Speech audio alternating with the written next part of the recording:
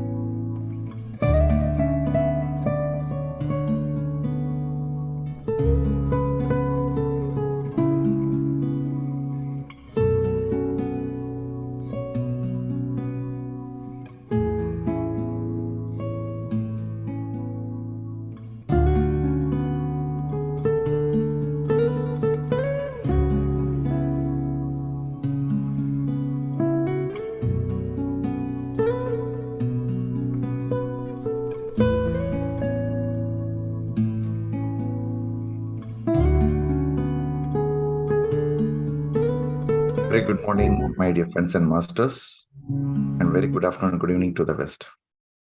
A very warm welcome to all the participants for this Coherence program. We are on the week 5. We have started with first week on the what is meditation, and then we learned about how health is actually getting benefited, and then the third week about the manifestation, and then fourth week, which is last week, we learned a lot about how emotional intelligence is playing around, and which is the very key in benefit of meditation.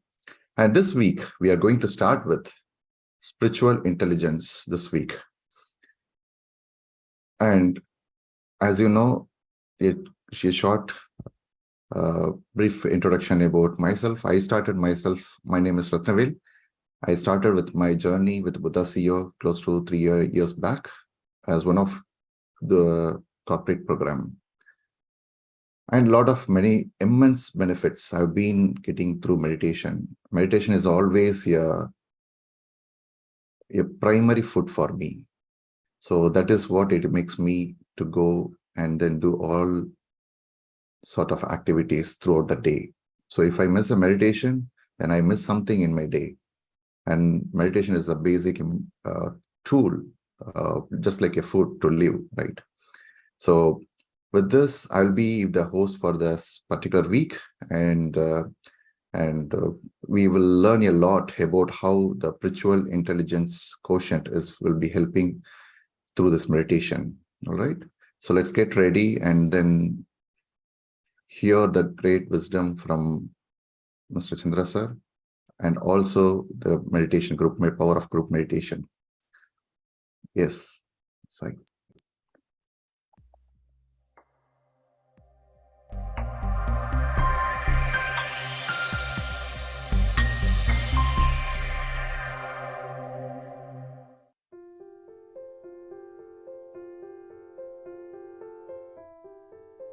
We become crystal clear through enlightenment.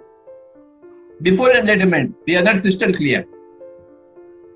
We are like a stone, ordinary stone. It is not transparent. A crystal is a stone with total transparency. You can see through it. Before enlightenment, you can't see through any event or any person or yourself also. You can't see yourself properly. You misunderstand yourself. You misdirect yourself. You misunderstand others. You misdirect others. Everything is a hopeless situation, mess. Because you don't understand anything. And you are keeping on directing everybody else without your understanding. But after enlightenment, the whole mess is clear. Because you have become crystal clear. You understand yourself, you understand everybody else. So you don't misguide others. You don't misguide yourself. Perfect guidance comes once you become enlightened. You guide yourself perfectly. You guide your others also perfectly, your neighbors, your family members. You become a source of fusion for everybody, not confusion. In your presence, everybody becomes one. That is called a fusion. Because you are having a crystal clarity about yourself. So you will be a source of fusion.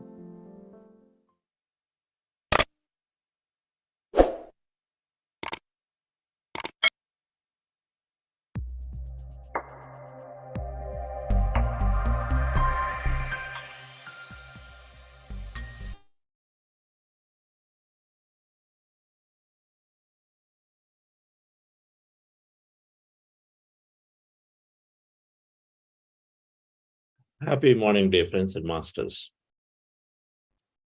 Good afternoon, evening. Hi, Ratnavel.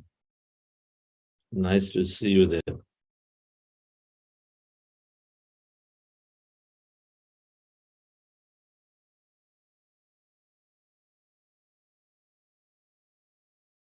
One of our finest masters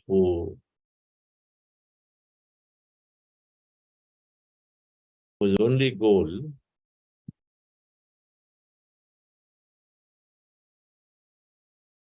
is to make this to be his last lifetime, I guess.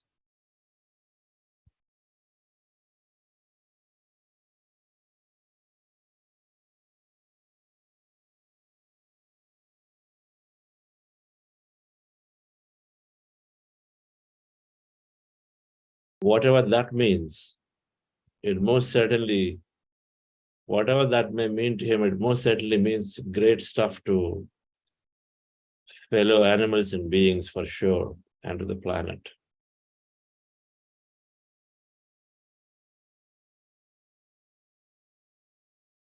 In the spiritual science parlance, Earth is a school to learn. Just one school of many.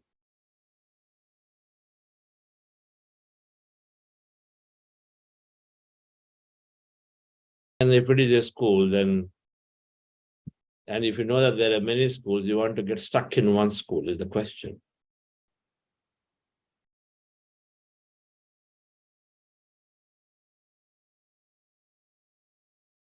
Now, sure, the answer is, no, how long I will be in my school that is there next door?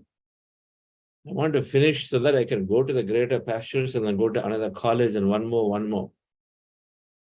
If that's the answer we have, dear friends, then we must learn spiritual intelligence.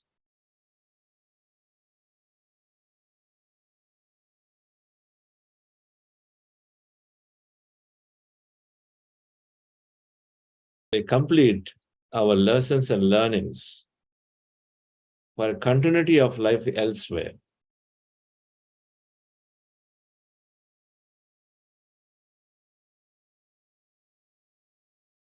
So we question that is it possible? We're now talking life beyond life. Is it possible? Is it there? Have we even looked into a concept of that?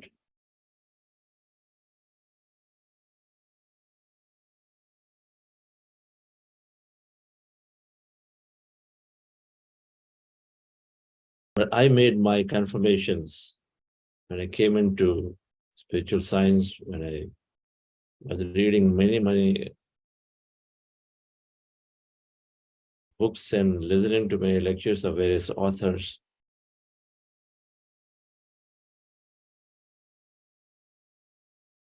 And then me, when I was going through certain sessions, some breathwork sessions, some regression sessions,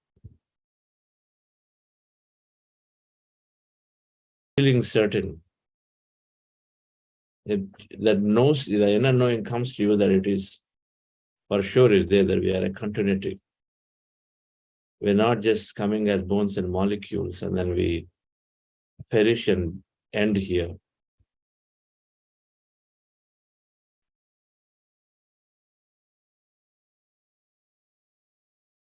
If you want to graduate from the school, then you know it. The graduation of the school on the earth plane is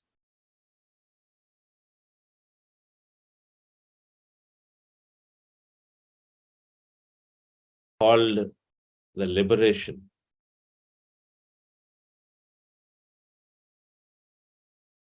Nirvana. And there's no suffering and then there's no birth back again. Always joyful, always happy. And if a master is always joyful and happy, then it is sure benefiting everybody around on the planet.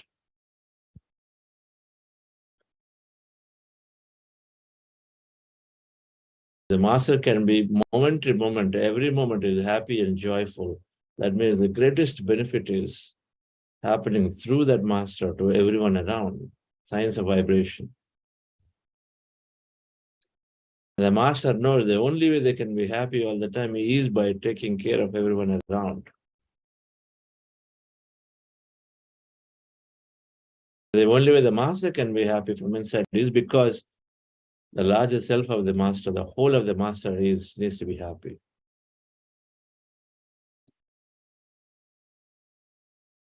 And so we bow down to Ratanaveluji for being on that mission, on that path to be happy in every moment.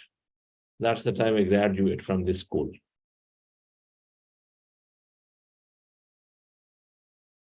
Spiritual intelligence, dear friends, is to recognize that there is life continuity. That we are coming from we have a glorious past. And we'll have a glorious future.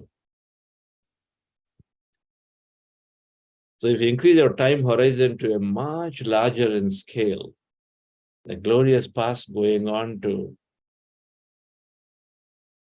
many lifetimes, and a glorious future going potentially who knows how many.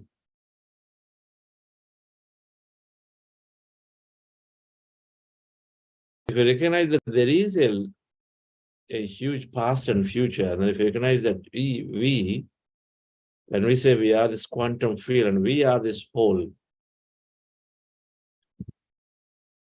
then we are this intelligence. We have much past of, and then potential future, which is our individual consciousness spreading for a much larger time frame. And then we are this whole. And so then we are the life of everything.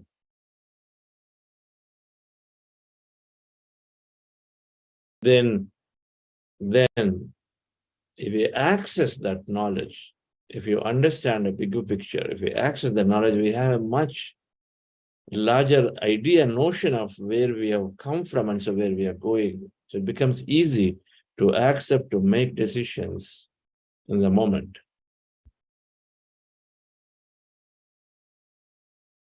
Every time you along with your group, your community or your family, and then discuss about, let's say, business, and they ask you to start a business, and then if it evokes a deep feeling of negativity inside you, and they don't know why, you get a lot of fearful feelings inside you, and you've not done anything about business in this lifetime, but then you feel so negative and then so fearful, literally you sweat. Where is this coming from? Why is it that others do not have anything, but you just start sweating, screaming, you're feeling so worried?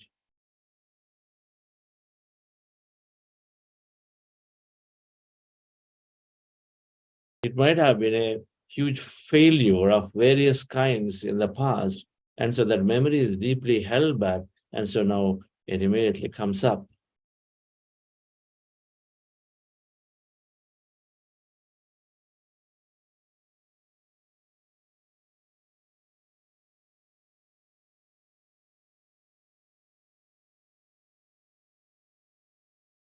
If you know that there is something that has happened in my life, and so then I have a fear around it, I have a challenge around it, then it is easy to understand and then easy to work on and accept it.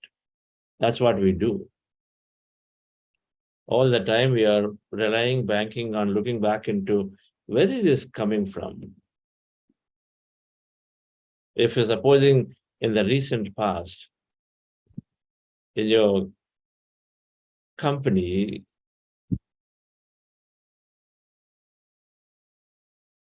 you've gone through an experience which is not necessarily very pleasant, but then it is enough that imprinted in your mind. When you go to the next company, and the moment you see anything related to it showing up, even a lighted signal, then the memory comes back and you start feeling unpleasant again. Natural, isn't it? Just this memory.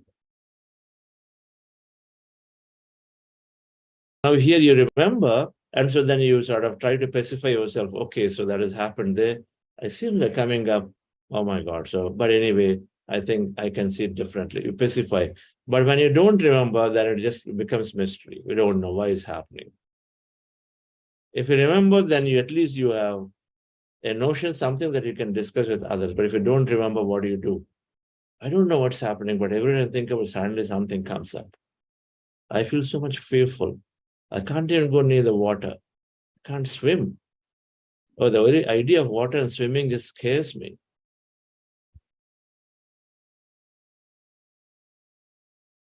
That's the way about the negative aspect. There's also the positive aspect that we can draw from. The idea, dear friends, is that when we understand spiritual intelligence, then we understand the big picture. When you have the big picture, our decision-making, our clarity on what to do, what not to do next, it becomes very, very clear.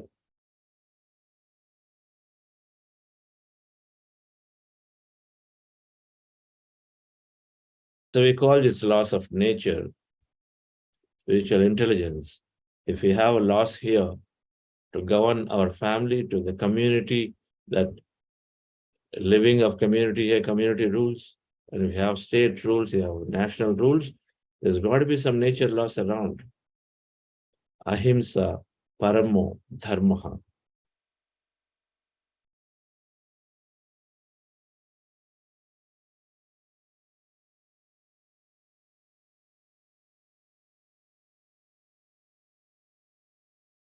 We are a free will being. We are a free will being. Truth trumps. Satyameva Jayate.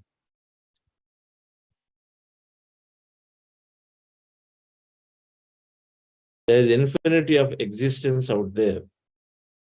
There are some nature laws that we understand them deeply. Then we can have better guidance. When I understood law of reincarnation and law of cause and effect,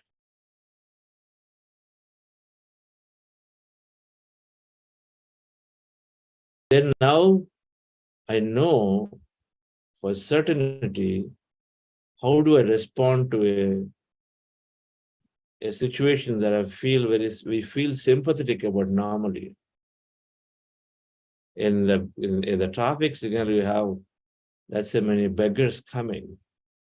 What's your response there? How are you feeling? Are you spoiling your day because of that? We recognize and then understand the aspect, and you're going along, and then people come to you asking for many things. How do you respond to it?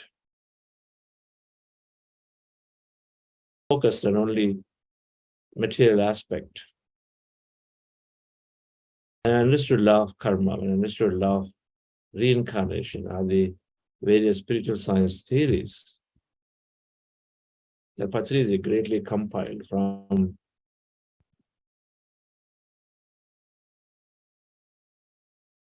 and then made it easy to understand. So then we have a big picture understanding of how to lead a better life. And Patriji says that in meditation gives answers to every question.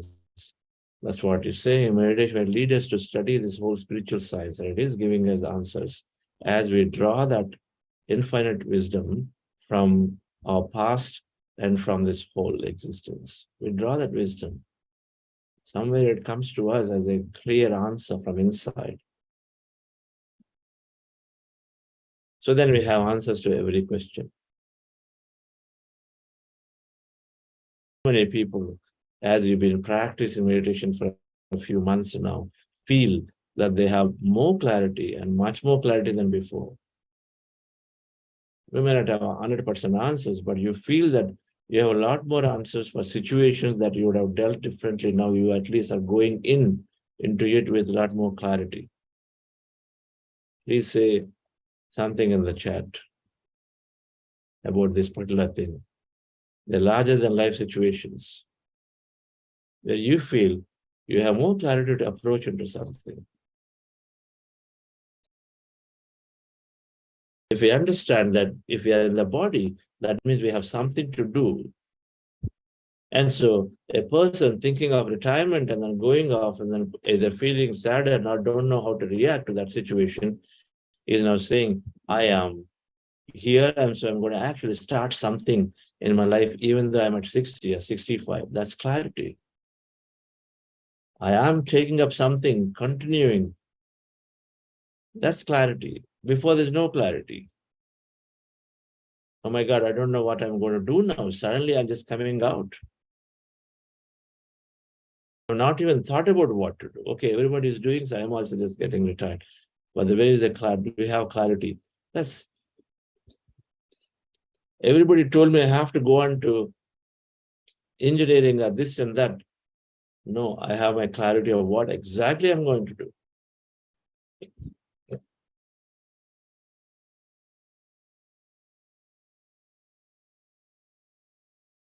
If we have clarity, we take action. If we don't have clarity, we are paralyzed. Because I don't know. This way, that way, this way, that. We don't give instruction. When we don't give instruction or intention, then no creation happens. That means no action happens. If you have clarity, we start intending automatically. Automatically we intend. Our intention creates.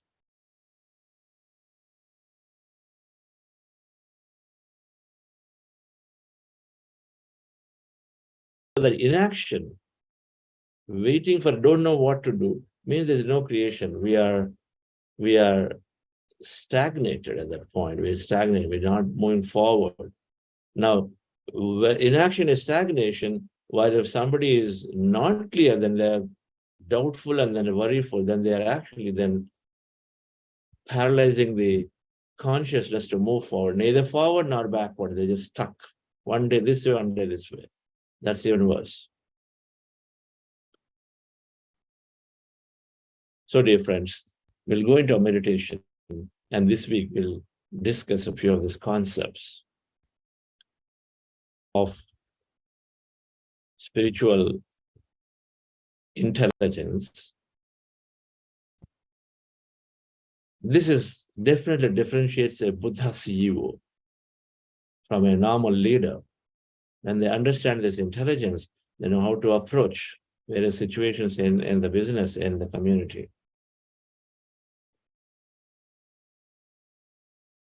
So our goal is to introduce the concept of Buddha, spiritual scientific temperament, dealing with the competition, dealing with our own targets, dealing with employees. Are they really different from me? How do I deal with them?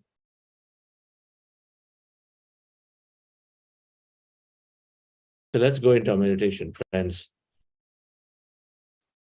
Relax yourself.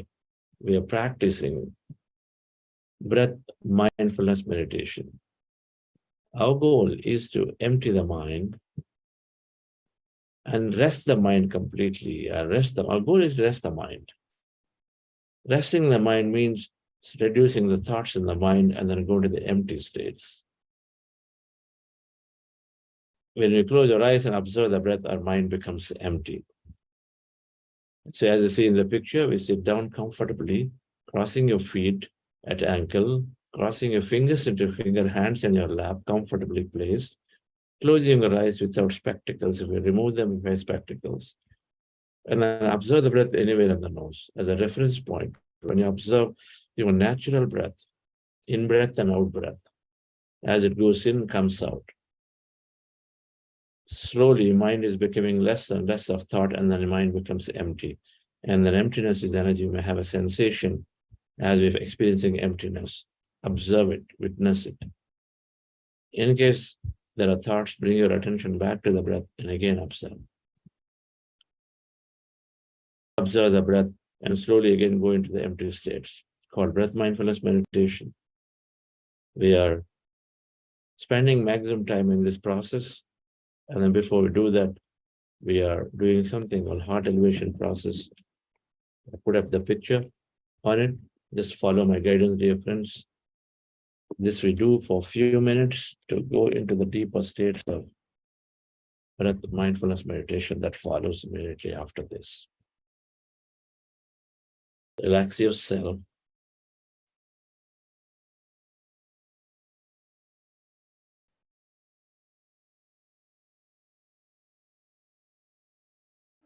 Sit comfortably, relax your body.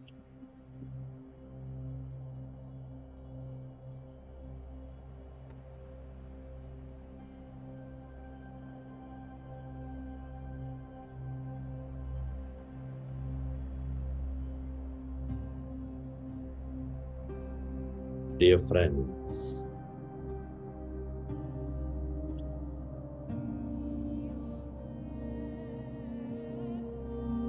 dear masters,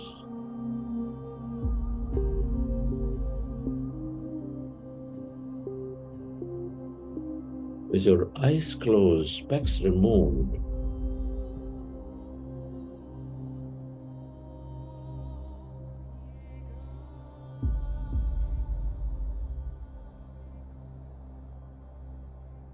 keep your hands on your chest area.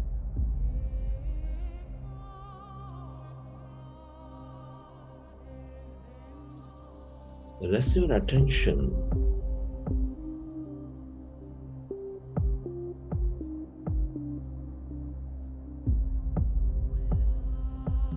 on your sacred heart.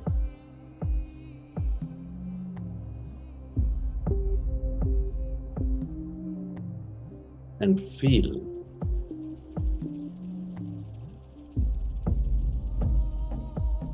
beautiful heart. Feel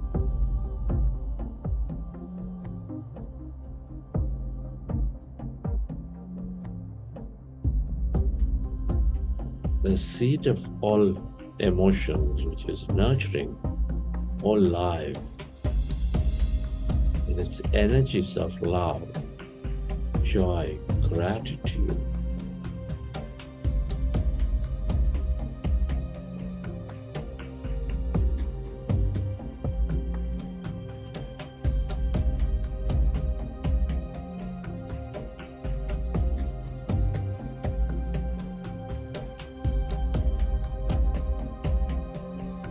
Can you recollect an experience from your past, from your present, or from your mind movie of that future, of enormous love, gratitude, compassion?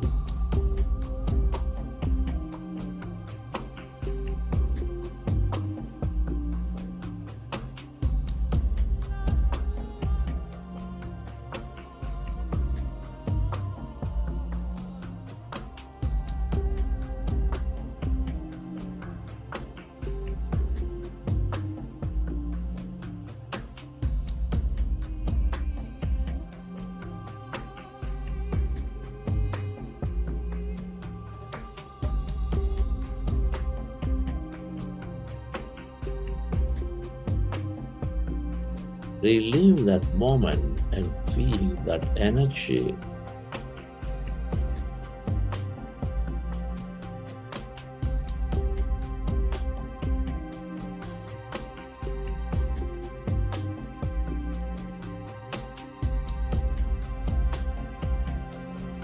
Can you intend to send that energy, to radiate that energy onto everybody and everything on this planet, Earth, to help them heal, to elevate, to become their best versions? Where your attention goes, there the energy flows.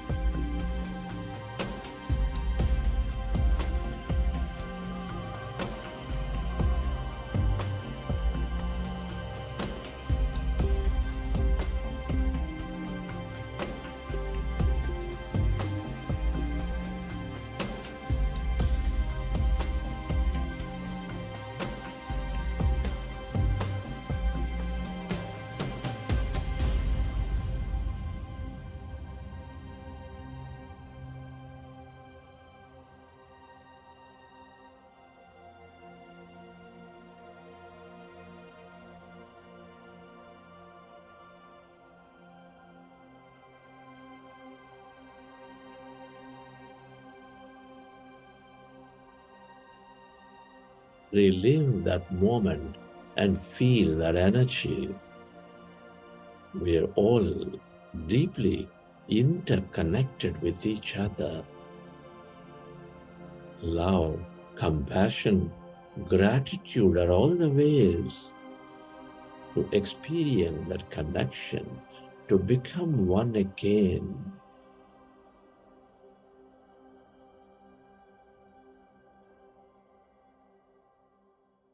And slowly, let's go into breath mindfulness meditation. With your fingers into fingers, hands comfortably rested in your lap, observe your normal, natural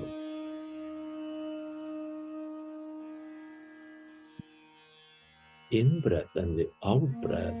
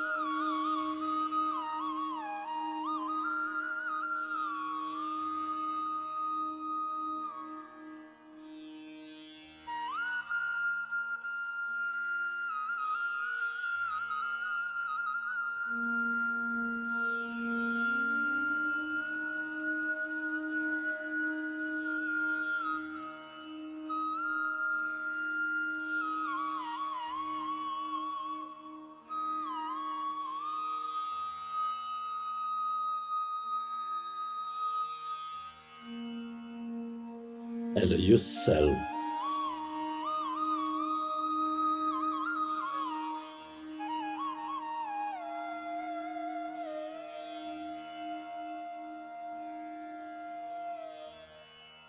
to merge into your breath and allow yourself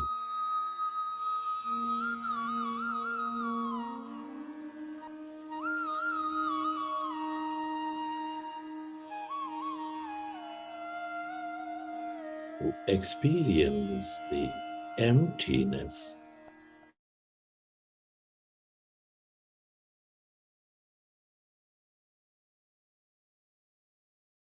inside of you, all around you.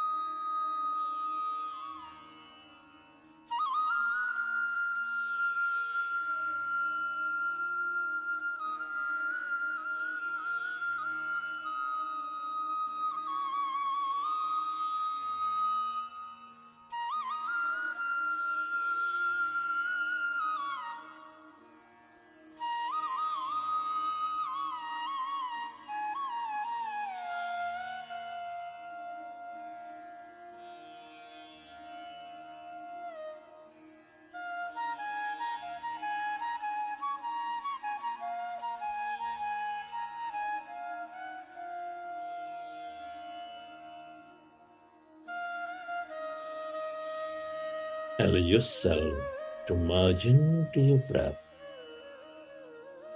and allow yourself to experience the emptiness, that greater consciousness, quantum field of energy.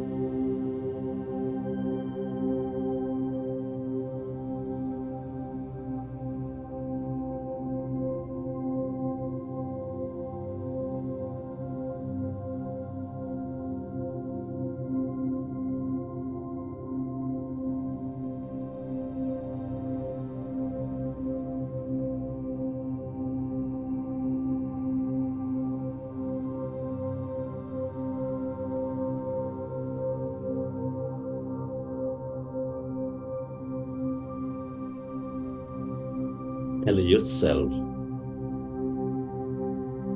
to merge into your breath and allow yourself to experience the emptiness and blackness.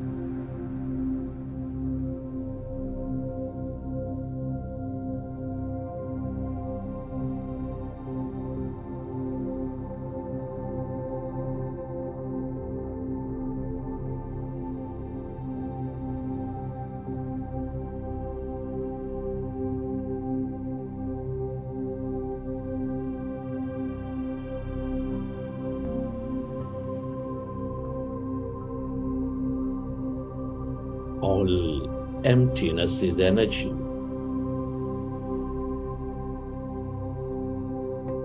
the quantum field of energy, the field of all creation,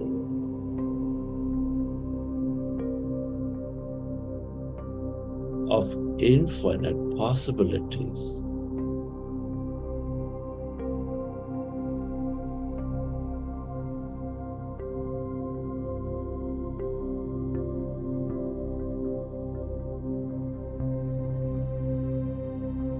The more you stay connected to this emptiness, to this energy,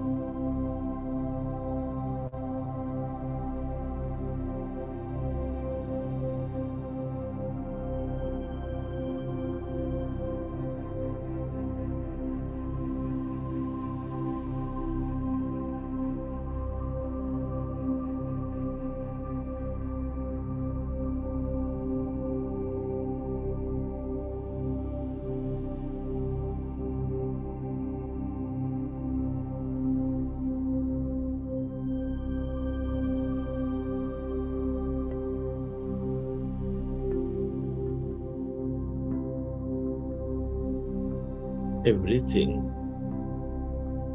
that you ever experienced or will experience is here in this field of energy.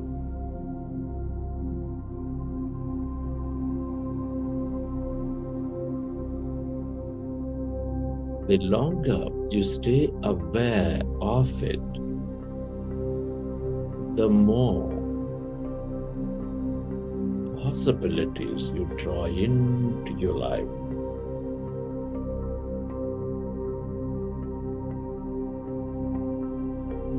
The more clearer you become.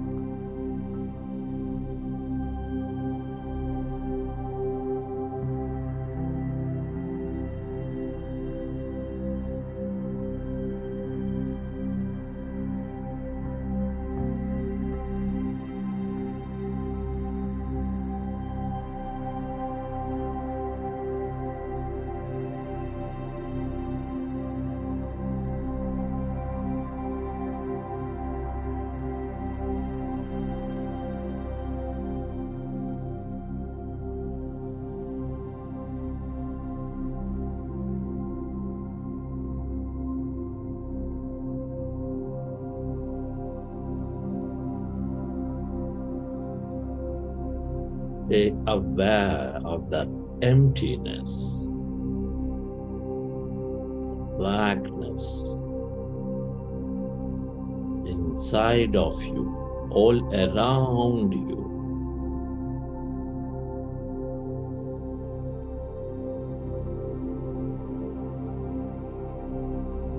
This is the field of abundance of energies.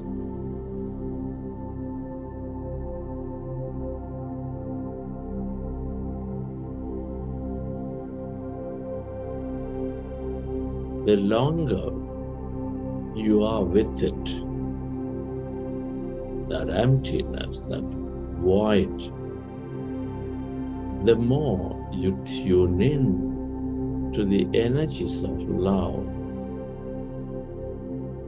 empowerment, of freedom, of the mystic.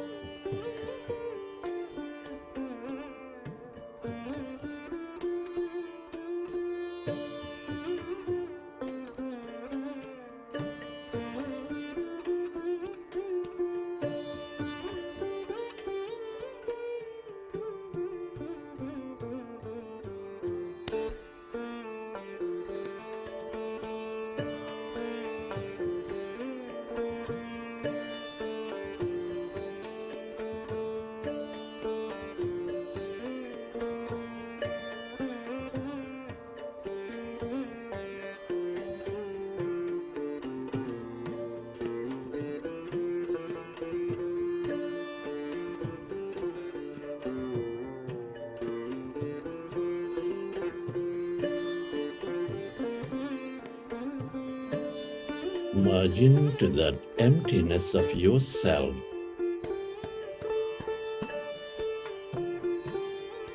Your divine self, that greater mind. This is the power within you. The more you stay connected to this emptiness,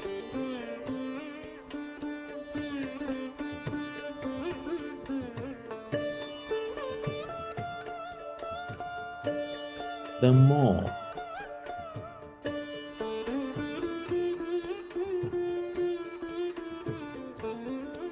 you access that intelligence, you become an instrument to flow.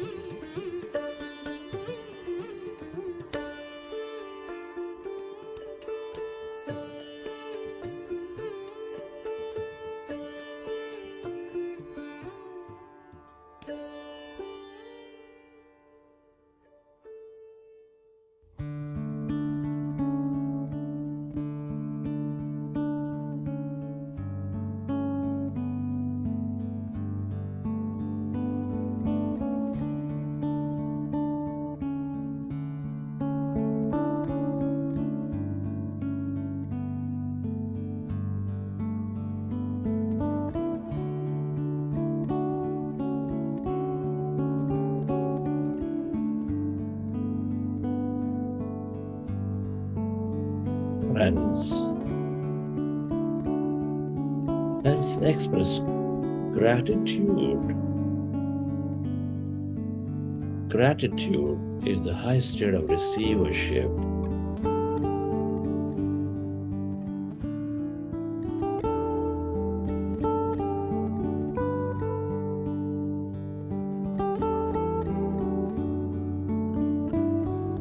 Be grateful to your parents, your teachers, your mentors, your family, friends, colleagues, relatives, everybody.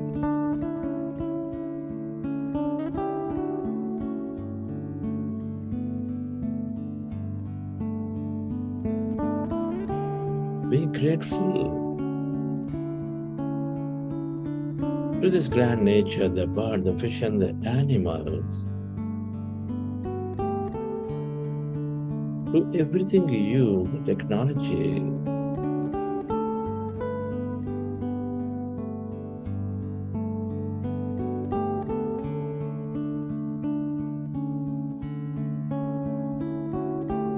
Your gratitude to yourself and to this intelligent quantum field.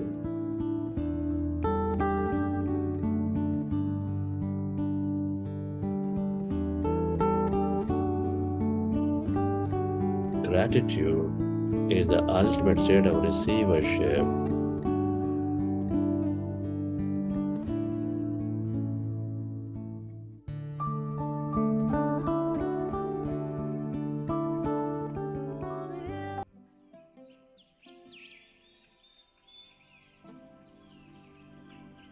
Recollect your experiences from the session,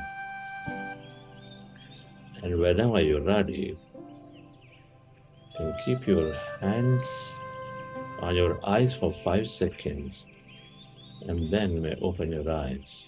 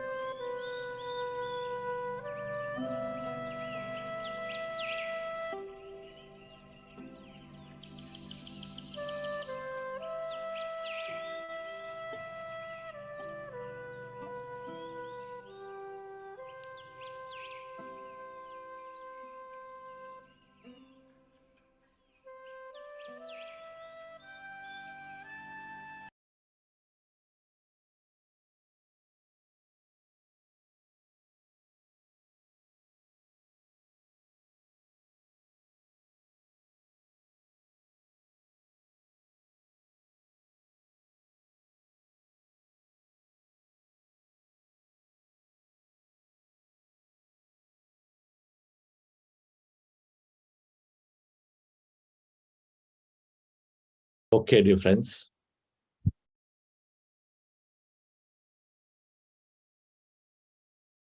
Hope you enjoyed the session.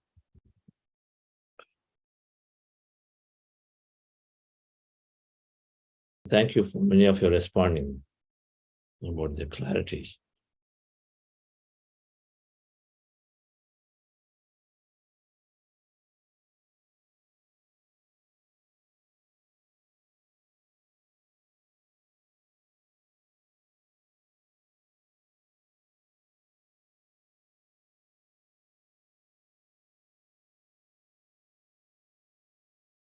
They're always changing.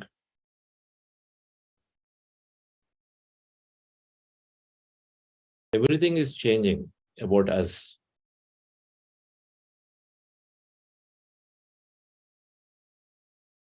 Our body is changing, regenerating regularly. The cells are regenerating. The mind, of course, is changing. The mind current is constantly changing. We're never the same. Yesterday to today, we enriched ourselves with new experiences, newer thoughts, newer understanding.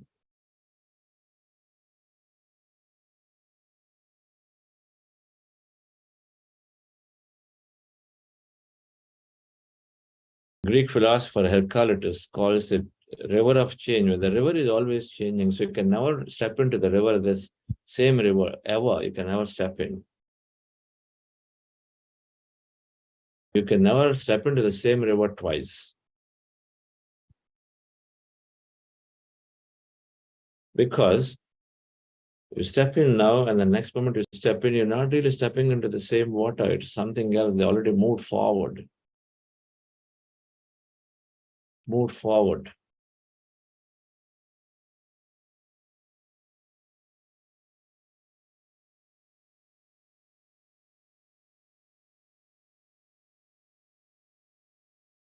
Somebody comes to Gautama Buddha and because he did not like certain aspects. There's always resistance when people are confronting your old truths. Nobody likes.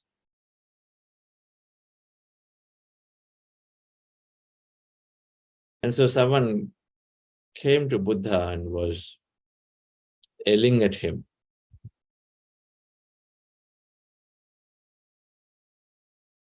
So he yelled everything and said, okay. So Buddha finally said, okay, fine. So what next?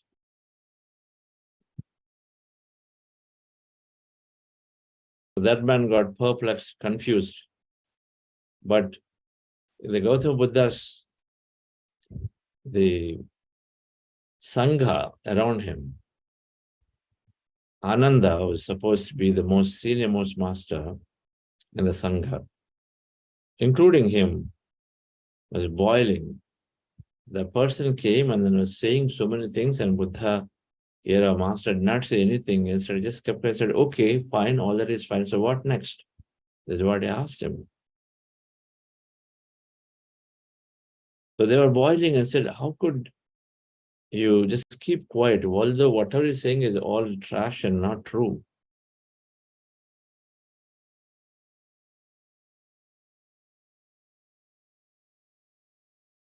So Gautama Buddha let that person go. Then he was expressing to his Sangha,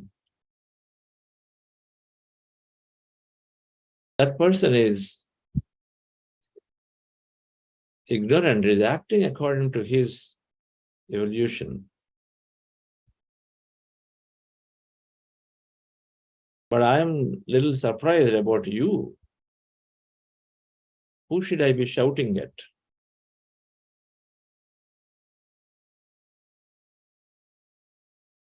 He is shouting at his understanding. He is shouting at his understanding. He is yelling at his understanding, judging on his understanding, not on my understanding. My understanding is with me. That's different.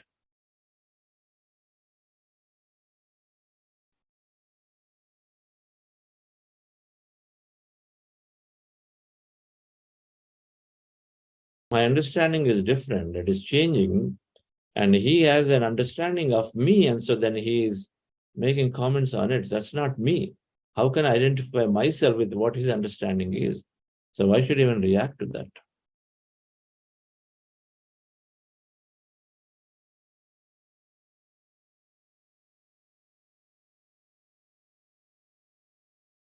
Now that man, when he came in, he expressed a lot of things and he was different. And then after expression, he is a different personality. So why should I again be, if I take his status, now he is different, even in that 10-minute period. So I didn't feel the necessity to react on him. If I do, then I will not be reacting on the person who came in with that anger and frustration. I will not be reacting on that person, so reacting on a person who is already let it go of all of it.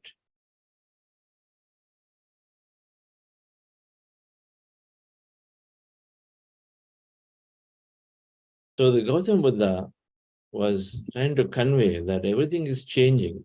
We cling on to the past, let go, and then take on the new. It applies to the information, applies to the wisdom, dear friends. We get exposed to various truths to experience life differently at each point. And so then as you are revealed of new information, as there is revealed of new knowledge, you let go of the past and then move on to the future by recognizing the merit of what is coming, experimenting with it.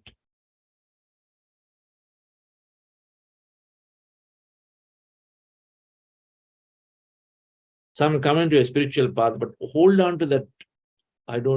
They hold on. I don't think I can trust this. They walk on the two things. They have this old beliefs that go on, and this one, okay, let's draw a boundary. Okay, this much. I got my 40 minutes, and I got my online session, and I've got, these three things, see people, and this is my boundary. This is where I go and then come. That's all, nothing else. That's lack of trust.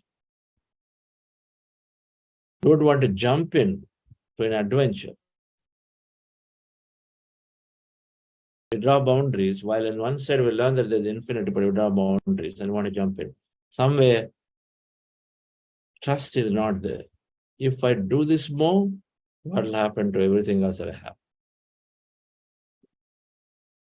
They know that a Gautama Buddha path will make you a Gautama Buddha. It can't make you anything else.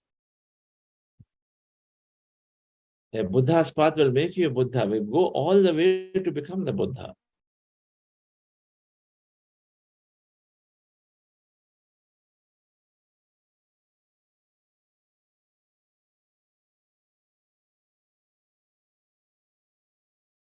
Many have become Buddhas, then we also can become Buddhas if we let ourselves go to take on the new knowledge that we are revealed from and then explore into it. Then life will become a great adventure.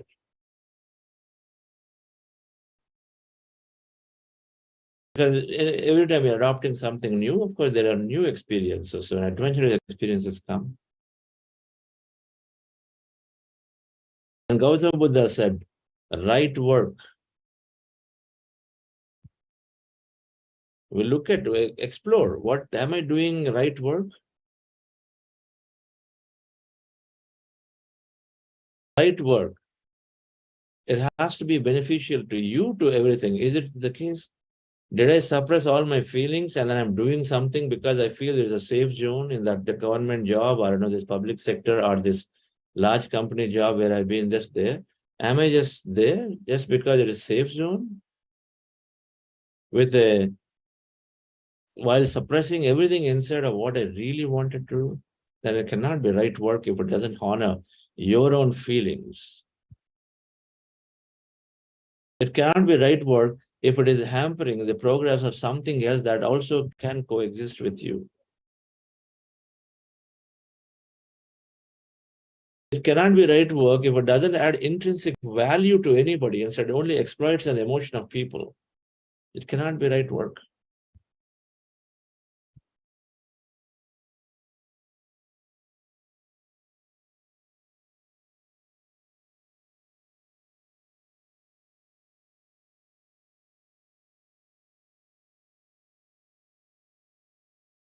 So spiritual intelligence, let's understand a little bit around this spiritual scientific temperament.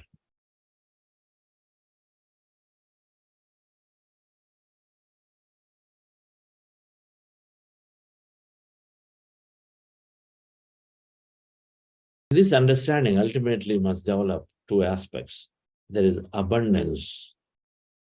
If we become, and if we always think abundance, that means enough for everybody, and enough, unlimited nature of ourselves, and so the enough for everyone, abundance. Enough for you. So first of all, we understand that there is enough for me, infinity, unlimited for me, and so then I never have to go after somebody.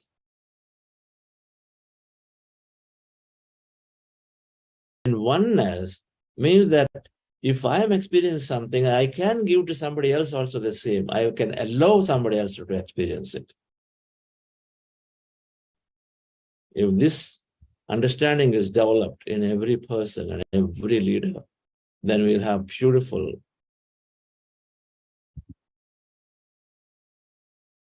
experiences for everyone.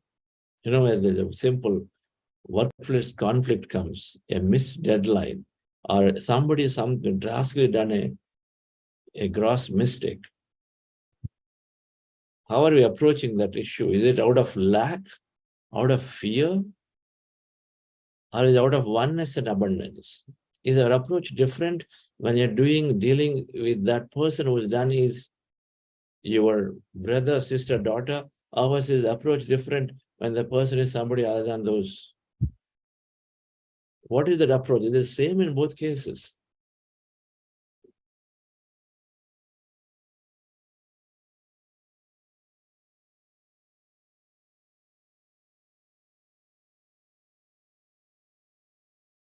This talked about Greek philosophy, this story. No man can step into the same river twice because a new man and a new river all the time. We are in the river of change always, and so we are constantly looking at things that are coming in our way and to see how we can benefit from it. And so in our circles of quotients, we are addressing now the middle green quotient, this SQ. Spiritual science understanding makes our life meaningful. It makes it purposeful. We feel like I lived a great life. I lived a life of much value. Because human has this greatest quality of introspection, contemplation, and then they contemplate and then they reason out so well and they look back into their lives and then they must have an answer. There's always a point coming when you're going to call off this life. There's got to be enough right answer and say, how has my life been?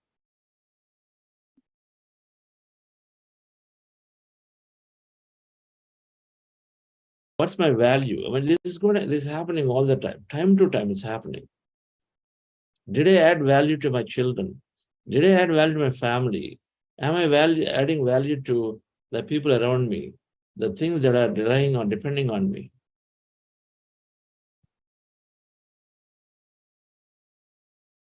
Life of purpose.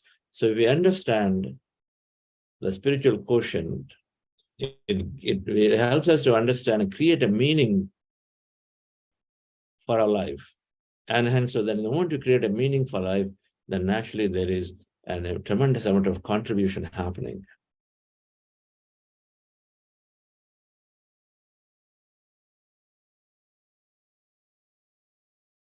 What is this understanding? We call this into 5 areas. Now, some of these have been talked about in the last 4 weeks in one way or the other. By putting them together to have this, and this is something that every leader and every person ultimately can come to the conclusion with, then we have a great, great planet going, beautiful lives going. Everyone is inside me.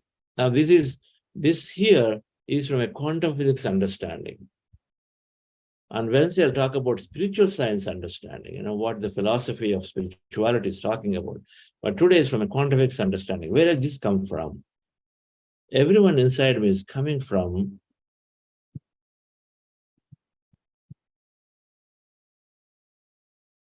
I'll come to it as we talk about each point. Well, first understanding is everyone inside me. That means I'm no different. I'm no different from you. I'm no different from that sign.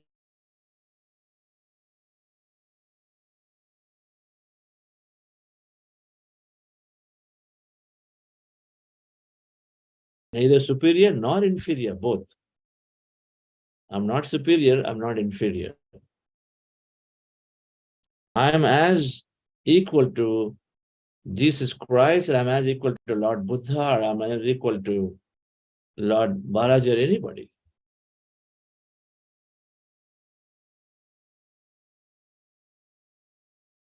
Everyone who walked on the planet, let's put it that way, let's not worry about others. Everyone who walked on the planet that we know of. So everyone is inside me, or I am the same as everyone. Second, I have unlimited potential. I have unlimited potential, not somebody else only has. I have unlimited potential in me. Third,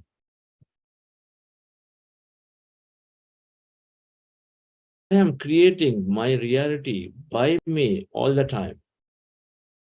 My reality, that means my experience of life, whatever that I'm experiencing today and what I'm going to experience tomorrow and the day after is by me, my reality by me. The fourth understanding is that there is abundance there's abundance everywhere. Abundance is my birthright, my natural It's a nature law that is abundance for everybody.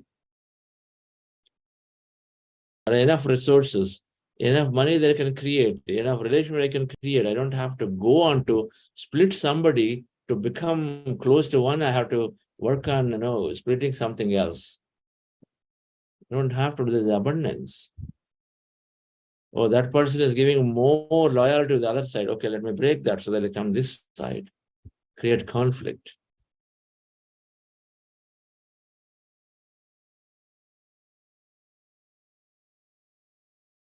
There is some higher intelligence helping me. There is some higher intelligence that is out there. It's not just me and saying and then doing that. I am the one who's doing it. I am the one who's doing it. Everything is only because of me. Recognizing that there is an intelligence already making things happen. Higher intelligence helping me. If you look at nature, it has got to be very easily understood. It's a no-brainer statement. That things happen.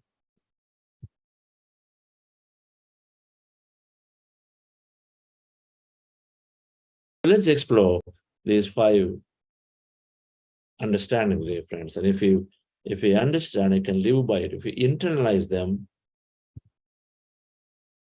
then we'll have a beautiful, joyful life, moment to moment, joyful life going for us. You see, we recognize it, that if people around us are not joyful, or things around us are not that way, then we can never be that. If we are not happy from inside, we can never anyway be joyful, that we know that.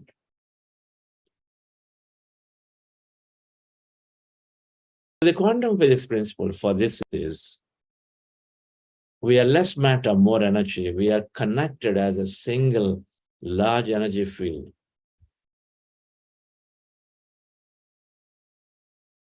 If those of you who did not attend all the program sessions, if you go and listen to the playlist, day 15, we talked about quantum physics and the way things are there as a nature of it. There is a masterclass on day 15, YouTube. We are less matter, more energy. Can we have one of the facilitators take this? We can publish this link today. Rathan, please take that on. We are less matter, more energy, and we are connected to each other in this one energy field. We are understanding this, that we are 99.999% emptiness. It's all energy. Even the electrons, neutrons, the 0.1% is also emptiness. It's all energy. In energy, we all are intricately connected. We're not separate. And the matter that we're experiencing is so little and tiny of this infinity. We are so tiny. And we hold on to this as the main. And then so we are separating ourselves fully.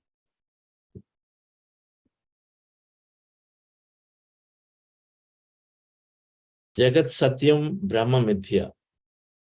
That's how we are. Jagat Satyam. So this matter is real. And so my properties, everything that I have, and me and then my family is so separate from you and you all. Brahma, that energy is Mithya, is an illusion. Jagat is Satyam, here, this is truth. Whereas the quantum physics is saying the other way, that everything that exists is energy, and then what you're seeing as matter is so little, so tiny. Then what is illusion then? Is my body is real, or the whole existence is real? Both are real. That's our philosophy. Both are real, but we just cannot ignore that whole existence out there. And so then we are connected to each other in this energy field. We are that energy, and we are intricately connected. One automobile maker, if there is a problem somewhere, and then suddenly there is a huge collapse across the entire industry because so much cross-dependency, isn't it? In businesses, one thing changes. So much cross-dependency. Not only that industry, that automobile maker, one of them collapses, then it suddenly has impact on energy field, it suddenly impact on government because they have some dependencies. Many things come around. There's so much connection. They're not independent. They're not isolated. Many, many examples always are there. One small war between two countries, and then there's huge impact, financial impact, and then quality of life impact for so many people in the world. We know that. Gone are the old days where we were thinking, and then it is even old days, and when there is conflict there, the conflict energy spreads everywhere. They're all truly interconnected.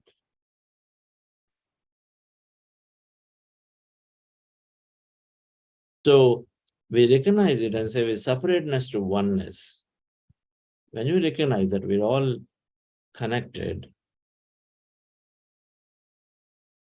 and we're dealing with the team members, we're dealing with extended family members. If this point is there, if this understanding is there, then what do? We do a couple of things. We give them maximum rope and help, tolerate maximum, try to give more chance.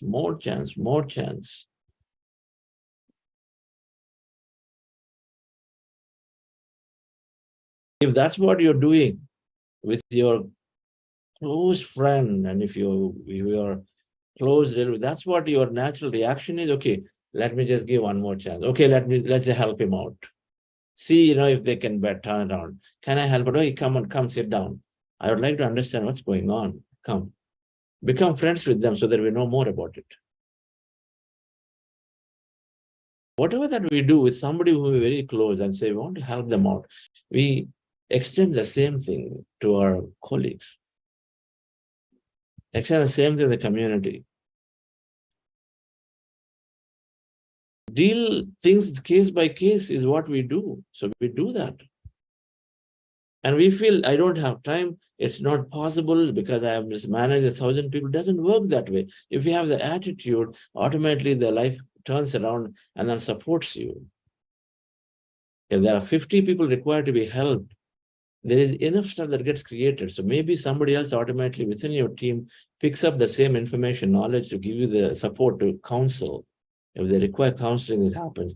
Rather than doing the pink slip way, we can help. We can take care of the team members. We can take care of the people around. When we recognize with this understanding that we're all the same, everybody is with me together, and so then we treat them as if what we do to ourselves. We want a lot of chances to be given to us, and then we would like to give to them. Do unto others what you do unto yourself. Do unto others what you do unto yourself. That is a natural derivative of this statement, dear friends, understanding. Every leader must possess this understanding.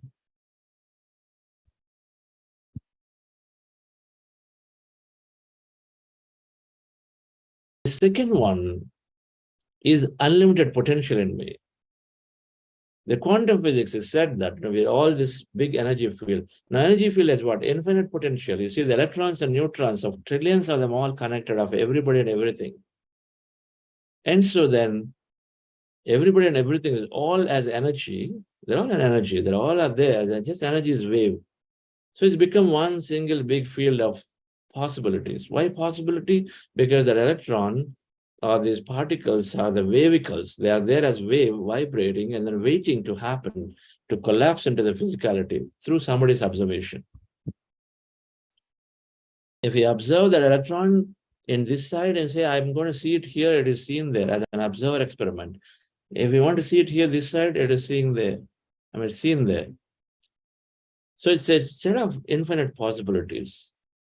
They are waiting to happen.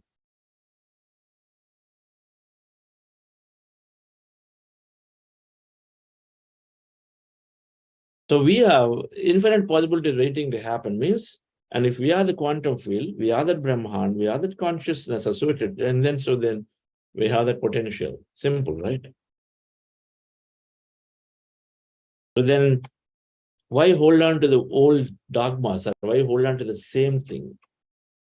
Why not make our life a little more beautiful? Adventure comes from this, that I have that potential, and so I can seek new experience, go to different restaurants, do things differently, because our whole nature, dear friends, understand this. Our real nature is to experience something different from time to time and every time. Otherwise, we are bored. We don't learn anything. Our learning happens through newer experiences. It's easy to make the same fry every day and then cook and eat the same thing every day. Upma, what is different today? Upma, what is there day after tomorrow? I'm really grateful to Vani Madam. So they always get new stuff every day.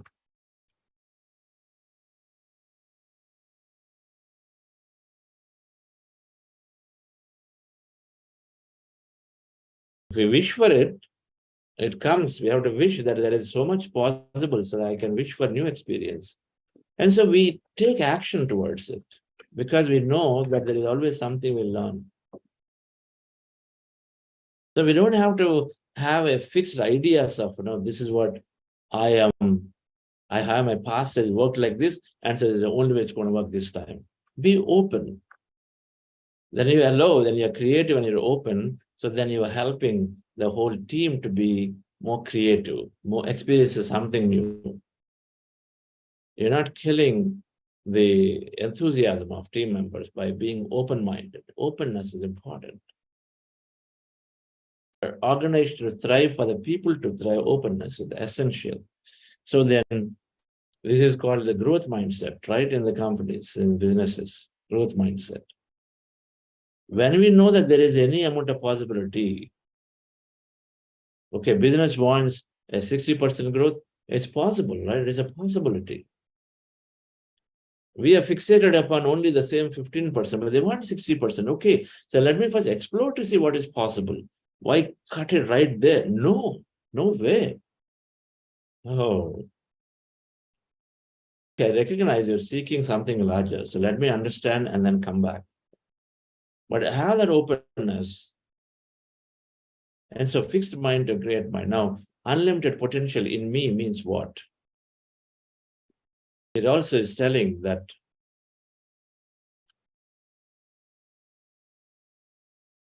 I can make things happen.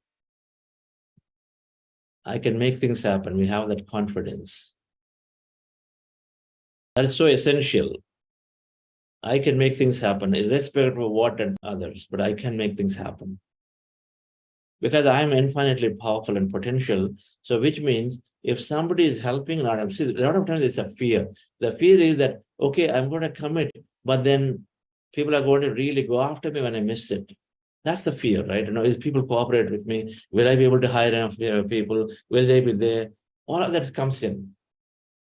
When Patriji took on this great vision that everybody and everyone in this world must become meditators and vegetarians, he did not look for a team around him and say, yes, I'm going to take this as a goal. Because he recognized I'm consciousness, so I can make a difference and I go forward. And so because he took that, now, did everybody become one? That happened or not? We do know that millions of people have taken on to it. And then today, I'm so grateful that we are experiencing something because it deeply influenced me with that understanding. So we apply that in our businesses. We're not fearful of doing something because of taking a new experience because we fail. We're not fear of failure because the strength comes from the understanding that we have it all in us. We are limitless potentials. That means we can make things happen. If there's no team, I'm going to hire the team. I know I can attract the best talent. If it is people are not cooperating, I know that I have the talent to be able to change the vibration. And so I can create it. We go into that. So then what is the net outcome of it? Whether the goal is met or not doesn't matter. The journey is so important as we know it all, and we heard it enough. That's what it means, that we experience newer things by going to a new market, by doing things differently, by allowing people to experiment, rather than strictly saying, always do 1, 2, 3, that is a safe bet, and that is a time-tested known thing. Third thing, dear friends, is that The reason I'm saying, we've heard this growth mindset. If you understand the behind principle from a science, from a spiritual science, the quantum physics perspective now, that I am that whole quantum field of energy. And the quantum field has all possibilities waiting to emerge with somebody's observation. If this understanding comes, and please read enough material and then internalize it, experiment with it, and so then you will have this clear understanding. And so then we can become growth-minded. We don't have to, it becomes natural for us. It doesn't have to be taught somewhere. And how much ever it is taught, unless it intrinsically is there from inside, it can never be. That fear is always there. The third thing, dear friends, is my reality by me. Who is creating our reality? We understood this great principle of quantum physics. Observation manifests the possibility from the field into physicality. Our observation is manifesting. What is manifesting? Our observation. And they put an electronic observer, then that electron became matter and showed up as a particle, showing in clear 2 bands there in the double slit experiment. So observation manifests the possibility from the field into physicality. So then if you are the field and your observation manifests the possibility, so then why ever not accept what is coming to me?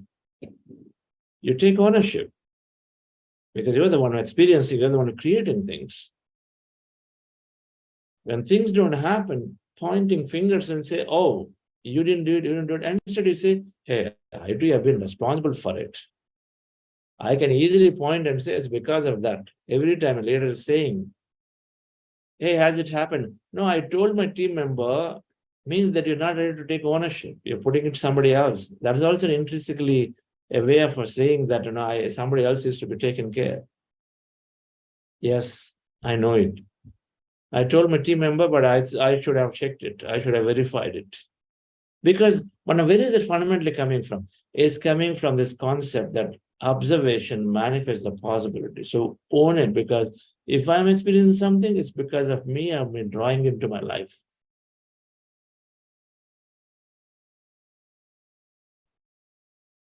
You get what you inspect, not what you expect. But if you wanted some people to be a certain way, rather than making it a limited belief or assumption, why not you go upfront and then make it clear in the first place? Because that's how you create your reality. Make it clear. Hey, you know what? When you are sending that, send me that 1, 2, 3, 4, 5. And we expect that is what is required before you deliver to the client. Why not you then take time to inspect a little bit to see that has all been followed? You create your reality.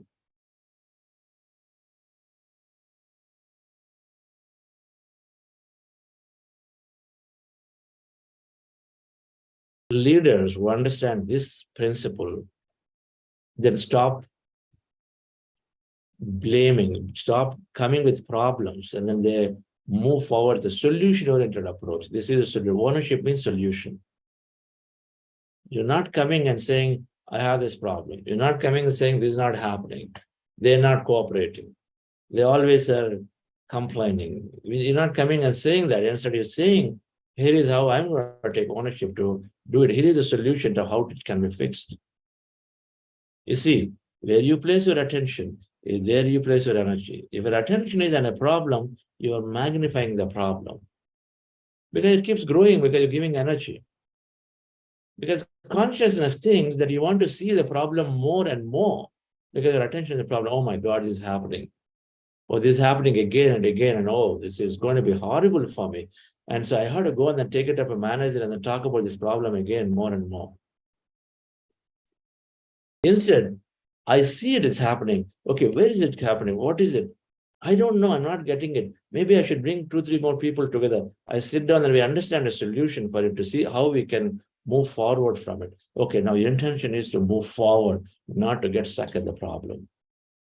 Oh, I see it, but I think we are getting a solution. And we are definitely finding a solution that by next time, my client or the other person will not see it and they will absolutely be fine. Oh, you even thought about a solution now. You moved into you are thinking of an experience where there is a solution, so the other person is also happy. So you've gone on a step further. The observation manifests the possibility. So what you think is what you create. So the difference. We start moving towards a solution approach where the ownership is there, not blame game. If a leader does not blame, then community, it's like, parents blaming the children. Where do they go? They disappear. They run away. They're fearful.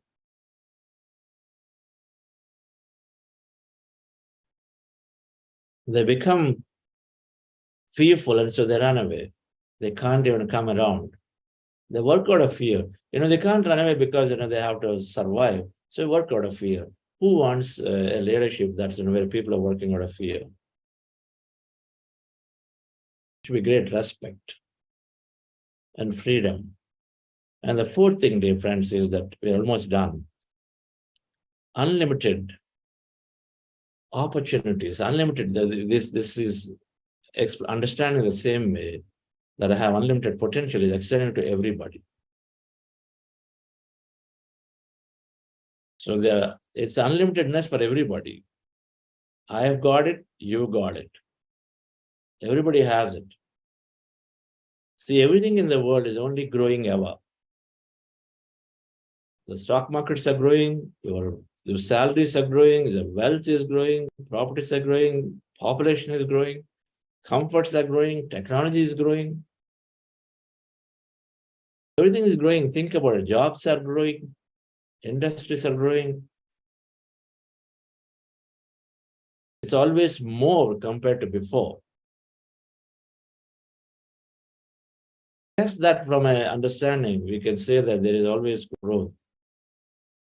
But then from a quantum physics perspective, understanding is that we create.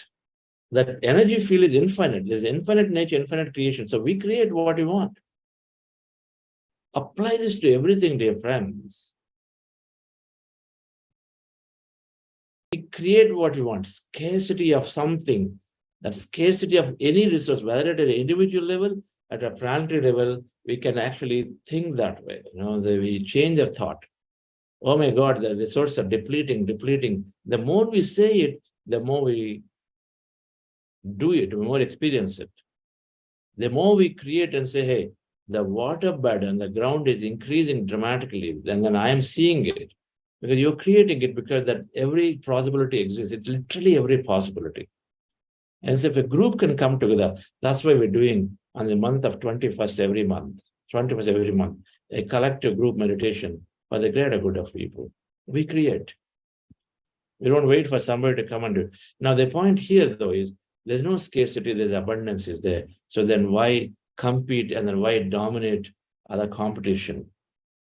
You are there and then your colleague is there. Why do you want to compete with a colleague? Oh, he's getting a little more recognition. What is that I'm not doing? So let me quietly do some stuff and then not share with him. So that way I can go and then suddenly present some this big invention. I did it. Scarcity. Poverty thinking is called. Oh, he has done it. I can do it. Okay, it's all within. He's thought about it and then he went about with applying his energy and will. So I can also do it. I'm happy. Wow, it's inspiration. My competition is doing things. Okay, inspiration. So how can I get better?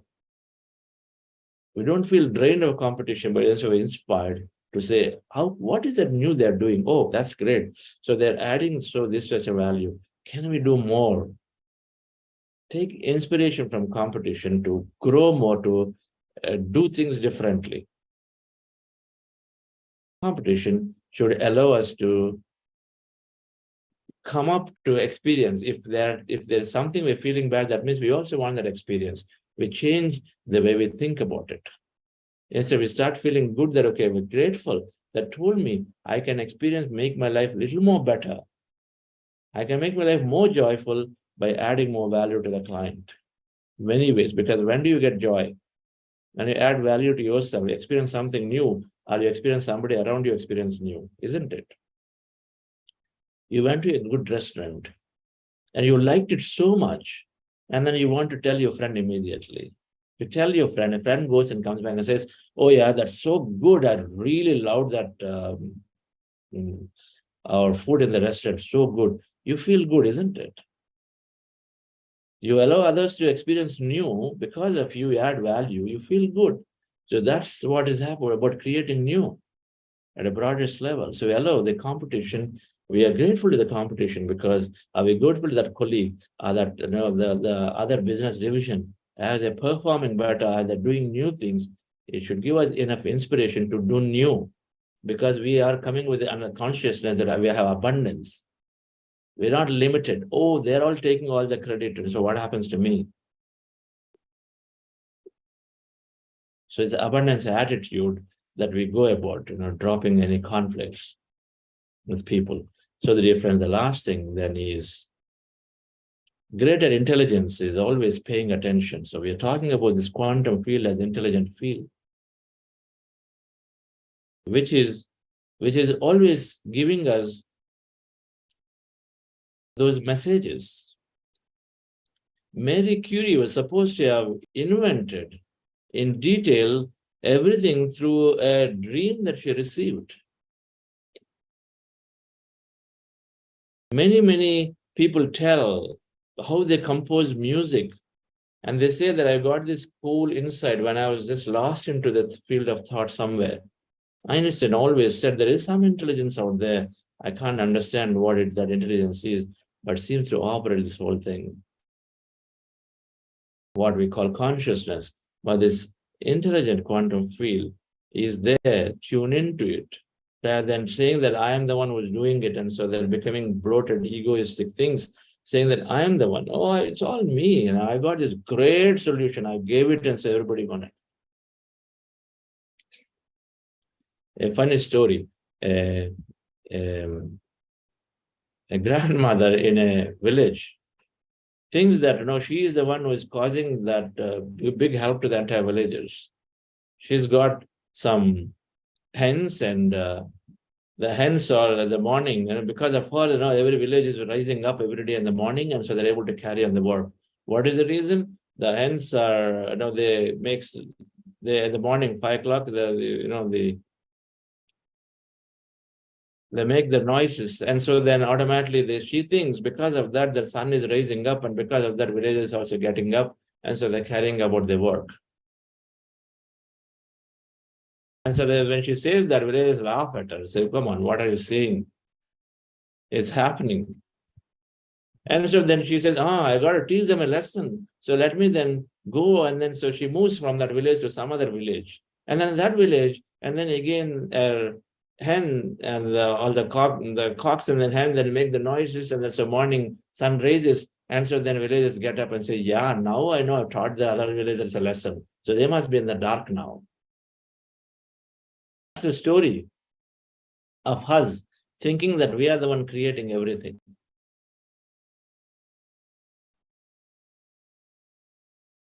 Life is happening in many ways, dear friends. So we move from our own egoistic and our own limited thinking. Mind is the limited thinking to an unlimited receiving, and then that's hard. There are messages coming. When there is a tight cash flow, the mind tells you, because from top down it is coming, hey, cut. I want you to cut expenses. And then the easy thing to say, the big expense that's showing up is your head count, and say, okay, I'm going to take out 3. That's the mind is telling you. The heart is telling you, wait a minute. Is that what I want? How difficult it's going to be in my life when I do that? So what can I do here? What can I do? Can I wait? Can I have a conversation with my group here? The requirement is to cut down expenses, not to cut down heads. So can I work with them? I know it can be challenging. Some may not like it. My most critical employee won't like it because he always thinks that he is the most performing person and he needs to be compensated most. But still, I'm going to sit down and then talk and say, guys, we got to reduce expense, not reduce headcount. So can we all sacrifice a bit? Can we have the conversation? That's heart-centric approach. My deadline is there tomorrow, but there is some emergency for somebody, and say, Can I have that brave, the heart-centric approach is telling, let him or her go. And so I'll deal with it. Mind-centric approach is saying, no, scared of it. So I don't care. Complete this and go.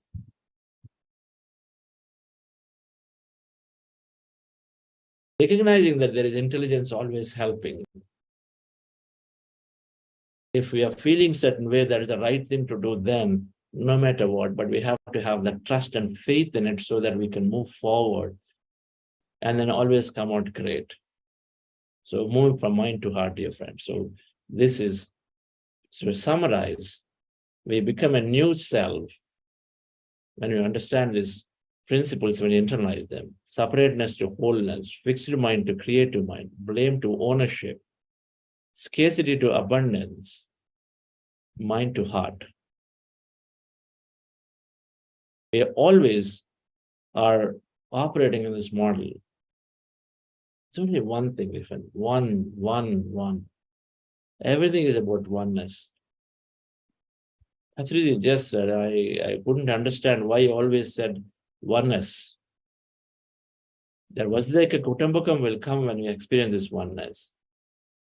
And abundance has to be there. And so then we don't take something at the expense of somebody. We don't look for an experience at the expense of somebody else. We experience independent of somebody else. Are collected with somebody. So thank you very much for joining. And then we will understand this perspective a little differently on Wednesday, with what we call the 6 spiritual science theories. Try to give meaning of various life events. Yes, Ratnavel. Thank you, sir. Thank you so much for the wonderful meditation and great wisdom on the spiritual quotient and lovely stories. And yes, dear friends and masters, today being the Monday, and we have the book club, which is 4 agreements. So the 4 agreements by Don Miguel. So it's really wonderful, and which is often referred by Chandra sir in most of the programs. So, and this book will be read at in the morning and the evening. And in the morning is in another 15 minutes, which is from the 8:15 a.m. to 9:15 a.m. IST. And in the evening at 8 p.m. IST to 9 p.m. IST, and which will be facilitated by Vidya Ramachandra Madam and Ramesh sir in the morning, and Sujata Sriram Madam and Sheetal Paur Madam in the evening. Please do join and enjoy the wisdom sharing, and yes, wish you good luck. Yes, sir. That's those are the. Okay, so we are at 8. So we will conclude the session. And so we'll connect back tomorrow. So today, directly conclude the session. I know it's taken much longer, but we have a reason for doing the sessions completely. And so this time we're doing recordings properly. We'd like to get this out. So I wanted every lecture to be complete. Due to the time paucity, sometimes I cut off a few things, but I'm doing as much as possible. I'll have to go back and re-record. Right. So thank you very much. Most certainly those of you, because time limitation, who have to go, I'm sure they can go back and look into the recording. So thank you all. Thank you, Sonal Madam, for doing a full week of live hosting. Oh, it was a privilege. It was such an honor. Thank you. Masters there. I have you and Rathanvel next to each other. That's right. All right. Yeah. Okay, yeah. Thank you. Okay, friends, we'll connect back tomorrow, same time. Have a great day, great evening. Thank you.